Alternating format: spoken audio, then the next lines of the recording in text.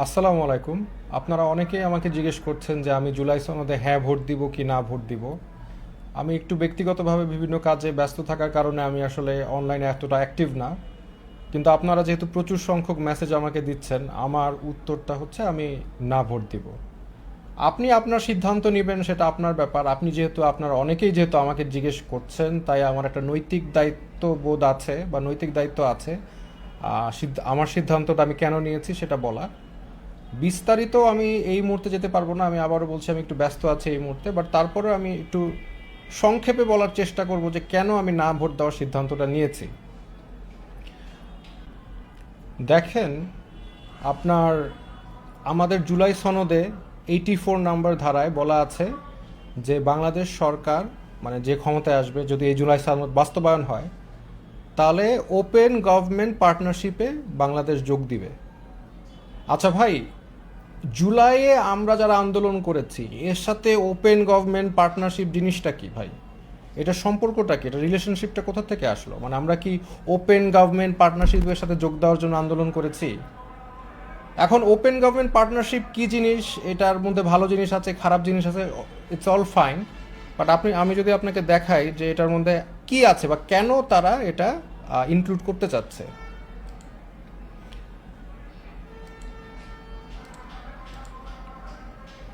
এই যে দেখেন, সরাসরি বলা আছে যে তারা ও ওপেন গভর্নমেন্ট পার্টনারশিপ হচ্ছে এলজিবিটি রাইটস এর পক্ষে কাজ করবে, এলজিবিটি রাইটস বাস্তবায়ন করবে।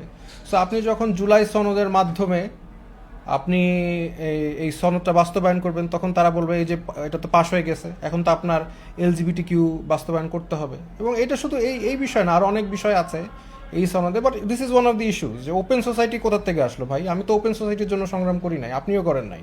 কিন্তু আপনাকে ভোট দেওয়ানো হবে এবং ভোট দেওয়ানোর পরে এগুলি বাস্তবায়ন করা হবে। এটা তো মানে ইটস অন ইউর ফেস, আমি তো স্ক্রিনে দেখাইতে পাচ্ছি। আপনি আমার কথা বিশ্বাস করেন না, আপনি নিজে যে সার্চ দেন ওপেন গভর্নমেন্ট পার্টনারশিপ জুলাই সনদে আছে কিনা, থাকলে এটার মধ্যে এলজিবিটি কিউ আছে কিনা। দেখেন, ডোনাল্ড ট্রাম্প উনি সবার জন্য খারাপ বা ওনার দেশের জন্য ভালো, উনি দেশকে ডেভেলপ করার জন্য ফার্স্ট যে কাজটা করেছিল ক্ষমতায় এসে, এই ডাইভার্সিটি, ইকুয়ালিটি, ইনক্লুসিভিটি, এইগুলো যারা বিশ্বাস করে, এলজিবিটি কিউ, সবগুলোকে বন্ধ করছে। কারণ সে জানতো একটা দেশকে স্টেবল করতে হলে, একটা দেশকে ভালোভাবে ডেভেলপ করতে হলে এগুলো থামাতে হবে, এবং তিনি তাই করলেন। তো কাজে আমাদের দেশ আবার একটু অ্যাডভান্সড, তারা আবার এগুলো বাস্তবায়ন, ভবিষ্যতে বাস্তবায়ন করার জন্য সেগুলি সংবিধানে একদম ঢুকিয়ে দিচ্ছে। কারণ সংবিধানে যদি ঢুকে এটা চলে আসে, তাহলে সংবিধান is the supreme supreme law of the land, তাই না? মানে সংবিধান হচ্ছে দ্য হাইয়েস্ট নর্ম দেশে। তো এর নিচে যেগুলি আইন হচ্ছে, তাহলে সেগুলি তখন ওটার ভ্যালিডিটি কোয়েশ্চেন আপনি করতে পারবেন। বিকজ সুপ্রিম নর্মের থেকে তো নিচের লগুলি তো তখন আর মানে উইক নর্ম। তখন ওই লগুলি ইয়ে সংবিধানের উপর পয়েন্ট করা যায় যে আপনি তো সিগনেচার করছেন, সো দেয়ার ফর আপনার যে আইনগুলো আছে এগুলোর বিরুদ্ধে সেগুলো চেঞ্জ করতে হবে। তো এইরকম একটা এজেন্ডা তাদের আছে, এবং ওটা অনেকে হয়তো বা জানে না, না জেনে দেখা যাচ্ছে ইসলামপন্থীরাই অনেকে, প্রত্যেকটা ইসলামিক দলই এটার পক্ষে বা এই জুলাই সনদের পক্ষে কাজ করছে, এমনকি সব দলই করছে এখন। এটা তো আর অস্বীকার করার কিছু নাই, প্রত্যেকটা দলই এটার পক্ষে করছে। এবং আমার ওনারা সবাই পড়ে করেছে কিনা, এগুলো দেখে করেছে কিনা আমি জানা নেই, আমি মনে করি তারা দেখে করেনি। তবে একটা জিনিস হচ্ছে, আপনারা যারা হ্যাঁ না ভোট দিবেন বা আমাকে যারা জিজ্ঞেস করছেন, আপনারা কি একবার জুলাই সনদে কি কি আছে সেটা পড়ে দেখেছেন? এই যে ওপেন গভর্নমেন্ট সোসাইটিতে যোগ দিবে, এটা আপনাদের চোখে আসছে নিশ্চয়ই। যারা পড়েছেন, যারা পড়েন নাই তারা তো পড়েন নাই, যারা তাদের চোখে আসছে, আপনি কি ঢুকে এটা সার্চ দিয়েছেন? আপনারা এটা করেন নাই, এবং এইটার অ্যাডভান্টেজই তারা নেওয়ার চেষ্টা করবে। তারা আপনাকে বুঝাবে জুলাই সনদ হলে আপনার দুনিয়ার সব সমস্যা সমাধান হয়ে যাবে, স্বর্গ হয়ে যাবে দেশ, আর জুলাই সনদে না হলে আওয়ামী লীগ ফিরে আসবে। কিন্তু এইটার সাথে, দুইটার সাথে কোনো সম্পর্ক নাই। আওয়ামী লীগ যদি ফিরে আপনাকে এসে যদি আপনাকে, আমাকে তো জবাই করবে, এটা তো শিওর, আপনাকেও করবে, কিন্তু আমাকে তো সব আপনার আগে করবে। তো এইটা যদি তারা করতে চায়, তাহলে ফার্স্ট যে জিনিসটা করবে, 1 সেকেন্ডের মধ্যে জুলাই সনদ অবৈধ ঘোষণা করে যা ইচ্ছা তাই তারা করতে পারবে। সো জুলাই সনদের কারণে আওয়ামী লীগ আসতে পারবে না, এটার কোনো সম্পর্ক নাই। আরও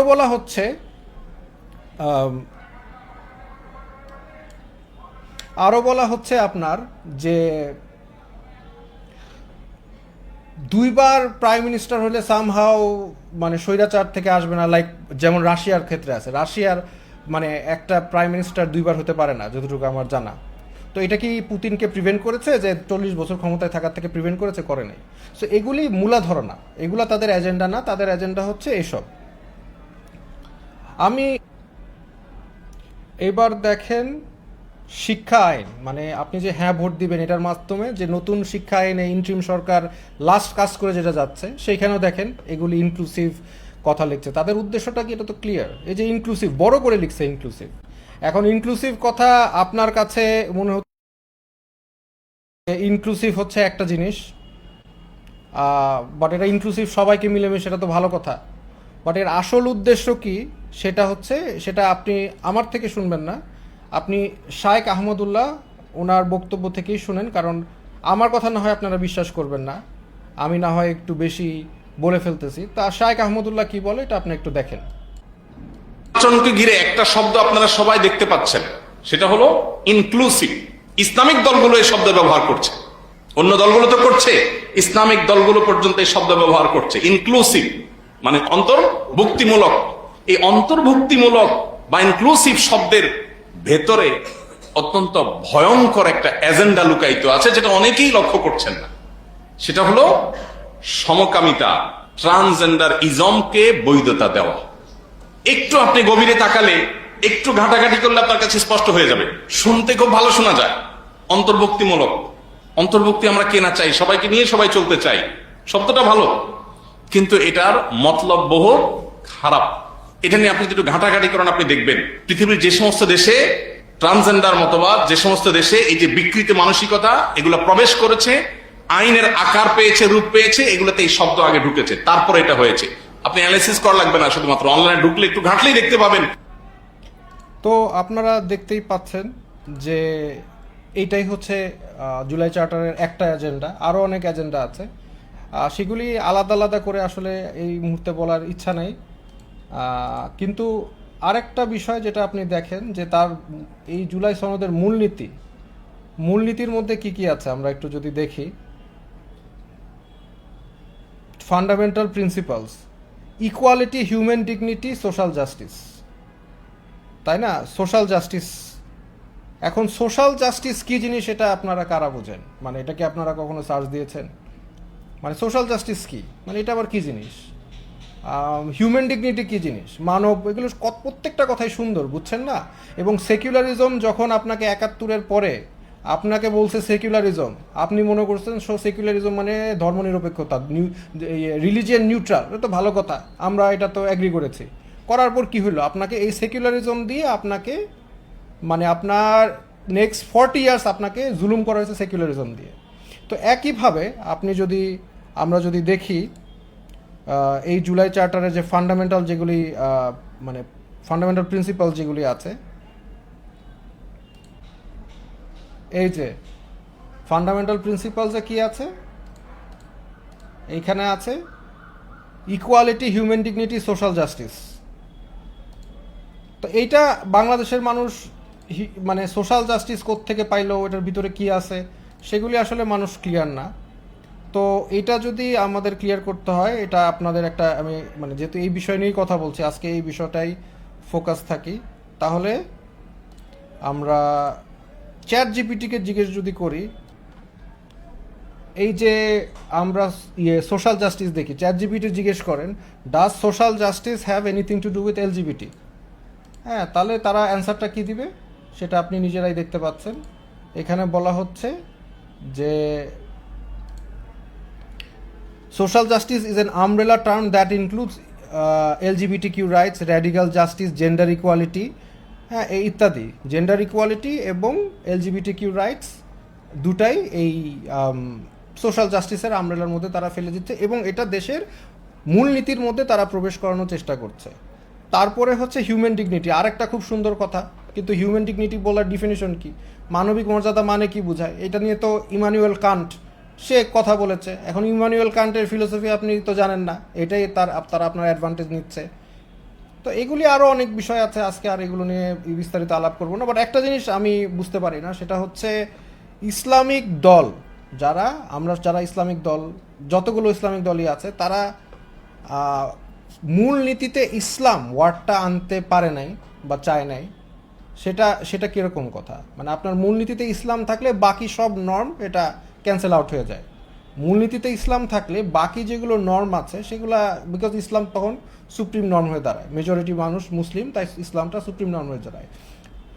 সেইটা আমরা কেউ আনার চেষ্টা করি নাই বা আনি নাই, তারপরে এগুলো আনতেছি, তাহলে তো আসলে কি হবে সেটার আপনি একটা, মানে আপনাকে একটা এক্সাম্পল আমি দিচ্ছি যে এটার ফলশ্রুতিতে কি।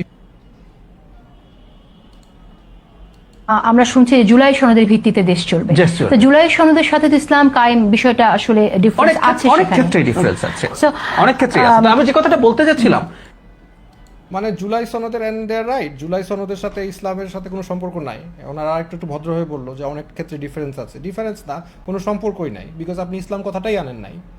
তো অলরেডি সেকুলাররা বলা শুরু করেছে যে জুলাই সনদের সাথে ইসলাম নাই। সামনে কি বলবে যে জুলাই আপনারা মানুষ, বেশিরভাগ মানুষ জুলাই সনদ চেয়েছে, জুলাই সনদে স্বাক্ষর করেছে, যার কারণে এর ভিত্তিতে এখন দেশ চলবে, মানুষ তো ইসলাম চায় নাই, অলরেডি বলা শুরু করেছে।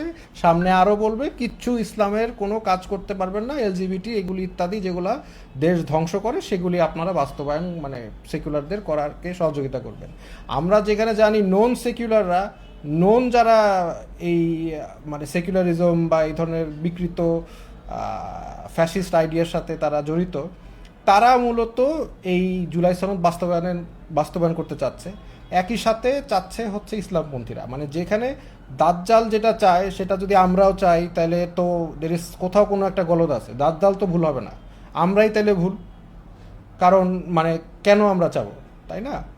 তো এনিওয়েজ, আমি আসলে অন্য কাজ নিয়ে একটু ব্যস্ত, আমি এগুলো নিয়ে আর কথা বলতেও চাই না। আপনারা যেটা সিদ্ধান্ত নেবেন সেটা আপনারা নিজেরাই সিদ্ধান্ত নেন। জি, আসসালামু আলাইকুম।